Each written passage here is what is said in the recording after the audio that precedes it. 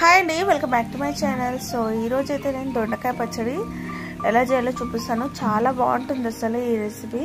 So తెలియని వాళ్ళైతే try చేయండి. సో ఫస్ట్ అయితే నువ్వులు అయితే వేయించుకొని పక్కన ఉంచుకోవాలి. సో నువ్వులు కానీ పల్లీలు కానీ రెండిట్లో ఏది వేసుకున్నా కూడా టేస్ట్ అయితే బాగుంటుంది. ఇంకా నువ్వులు వేస్తే ఇంకొంచెం బాగుంటుంది అన్నట్టు. సో నువ్వులు ఇలా వేగాక ఇంకా మనం తీసి పక్కన ఉంచేసుకోవాలి.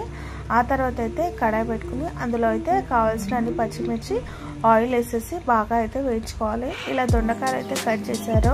సో ఇవైతే 1/2 kg అలా అయితే ఉన్నాయి. సో ఇంకా దొండకాయలు పచ్చిమిర్చి బాగా వేగనివ్వాలి. ఆ తర్వాత అయితే కొద్దిగా చింతపండు కూడా వేసేసి ఇంకొద్దిగా అయితే ఫ్రై చేసుకోవాలి. ఆ తర్వాత అయితే ఒక గడ్డ ఎల్లిపాయలు కూడా వేసేసి అలా కలుపుకోవాలి.